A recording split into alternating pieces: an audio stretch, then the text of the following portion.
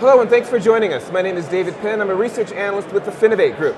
Joining me today is Chris Skinner. He's an analyst, author, and chair of the European Networking Forum Financial Services Club and the Nordic Finance Innovation. You can keep up with some of his most topical insights at his blog, thefinancer.com. First, by way of just starting off, how have you found the conference today?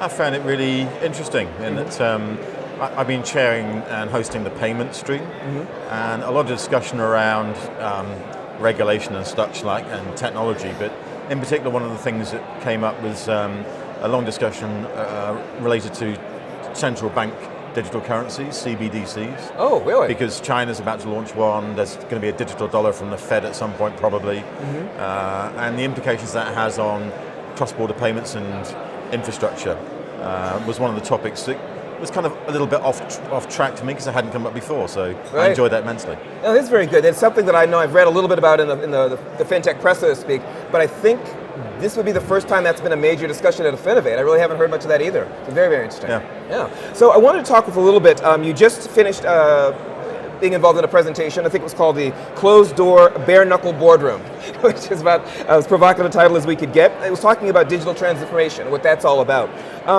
Why did you choose this approach, a sort of no-holds-barred approach to the topic?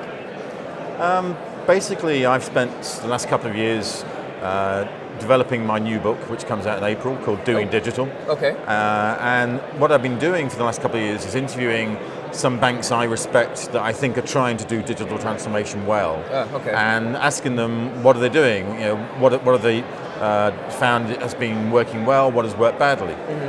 So the banks are JP Chase, ING, BBVA, DBS Singapore, and China Merchants Bank. Okay. And I was basically sharing the lessons that came out of the book. And the reason it's bare knuckle is that digital transformation is not easy. It's really hard. Right. It takes years. It involves balancing business as usual with business as unusual. And it's something that has to be led by the chief executive and chairperson and cannot be delegated. Right. And I find too many banks think digital is a project or a function or a budget and it can be delegated, but that's absconding the reality. The reality is you have to own it. Right. It's very interesting. You mentioned a number of different financial institutions from different places. It sort of reminds me that are doing it correctly, and it kind of reminds me a bit of that quote that happy families are happy in different ways, but all are unhappy the same sort of way. And I'm just curious with these institutions, are they succeeding similarly? Are they all doing a certain core set of things correctly? Or are they all finding different ways to do it correctly? No, they're all doing different ways, so Awesome. there's no one size fits all. But what came out of it for me is I've been doing business transformation work for a long time, and about 30 years of my experience of being involved in that area, both technological transformation and business transformation, combined with the 40 or so interviews that I had with the 5 banks, ended up with about 30 key things that are common to all.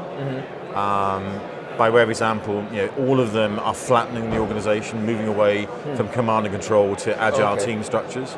ING describes it as, we used to have 30,000 individuals, now we have 3,000 teams of 10. So, and it's kind of those lessons that are common to all of them that came out in the book. Right. And the bottom line is that doing digital transformation, as I say, it's not easy, it's really hard, but they all went through 4 phases, which is work out what to do, how to do it, and then do it better forever. Okay. And so that's the simple bit. But working out what to do takes about 2 years, how to do it another 2 years, doing it another 2 or 3 years. So it's a long cycle of detail of business transformation. At the end of the day, you're talking around trying to turn around companies like JP Morgan, 256,000 people. Truly. That's an awful lot of minds you have to change. Right, that's for sure. One of the things that you mentioned a second ago was the idea that leadership was key, at the very, very top. And some of the things I know that you've talked about is that mindset, culture, a lot of these things are involved in as well. It seems interesting that a lot of technology is finding itself turning toward the social, whether it's social biology, whether it's anthropology, that a lot of what's going to make these things work is organizations organizing their people differently, as opposed to just the technology, even though obviously the technology is the goal. Is that something you're finding to be the case? Absolutely. I mean, the most difficult thing in any transformational project is getting the middle management to buy into the project and participate and commit. Yeah. Because often the middle management are the most worried about what's happening. They think they're going to lose their job, or they might lose their part of the organization, they might lose their power, they might lose their people, they might lose their promotion. Yeah, so they fear change rather than embracing it. And it's really a case of how can you bring those people with you? Yeah, okay. And to do that, I think most of the banks I spoke to ended up saying, look, our door is open for you to participate. Here it is, we want you to be engaged and to challenge and question and ask and come up with ideas and give your vision. But if you don't want to step up to the door, there's the other door. Right. Give them the option at least, and the offer they can't refuse. Exactly. Interesting. Now again, we talked about the fact that we've kept you quite busy here at Finovate, in addition to some of the own work, a lot of moderating of panels and things like that. You mentioned the national digital currencies is one of the things that you found particularly interesting.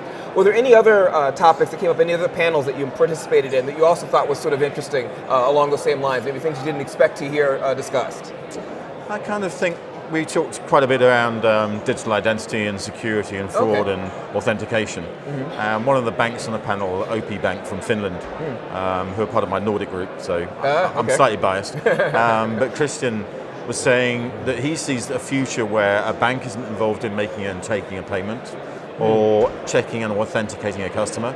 That may well be done by third parties who are specialized in digital identity, Apple ID, for example. Oh, sure. And Stripe or Square or someone else, PayPal, might do the payment.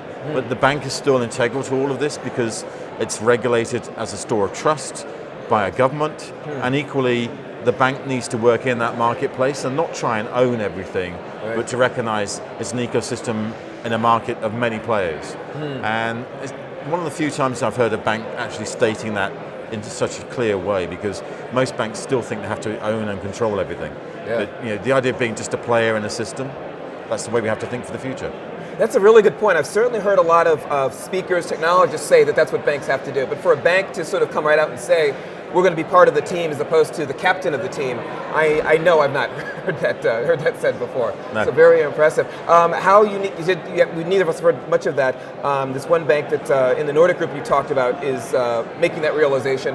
Any others in that group, or are they really standing out sort of uniquely in terms of making that understanding? Oh yeah, I mean, I think most banks today are trying to start to change the way they think. Obviously, the leadership is a big question because an awful lot of people who are chiefs of bank lines of business or chiefs of bank overall are delegating this. You know, and my answer is you cannot delegate digital. You have to own it. You know. And so the 5 banks I met, one of them, and this is, I interviewed them a year ago, had a head of ecosystems. And it's the first time I've ever met anybody in a bank who's called a head of ecosystems. That's a good point in and of itself, right? And his pure role is to go out and find appropriate partnerships in the world of APIs and apps and analytics on open platforms and bring them in to work with the bank. Wow. And at that time they had about 10 partnerships. I think today they've more than doubled that number. So there are some banks taking it very seriously. And the key about this is that if you're the bank that gets the partnership first, then the other banks in your country are going to find it very difficult to get the partner. Oh, really? Interesting. Because you got the partnership first. Interesting. So folks have really got to get their game going if they're going to be in. Definitely. Interesting. Very, very good. Well, thank you very much for sitting down and talking with us a little bit. Thanks, David. You're going to be here for the balance of the week? Unfortunately not. I'm actually now flying to Oslo, Stockholm and Warsaw. My normal week. Exactly, the beat. Excellent. And I just wanted to touch on one more time, you mentioned the book coming out, that's going to be coming out in April? Beginning of April. You can order on Amazon now. Excellent. And unusually for me, this one includes an awful lot of case study work that is not in public domain. So I'd recommend you read it. Yeah, that's the thing I think is really going to be interesting, is to look at all these different banks coming from different places, as you said, coming to their conclusions in different ways, but all collected in going digital? Doing digital. Excellent. Well, looking forward to that coming out, looking forward to getting a copy of that myself. I hope all you are doing the same and going to take a look at some of the latest from Mr. Chris Skinner. Thank you for joining us. Thanks, David. And thank you for joining us as well.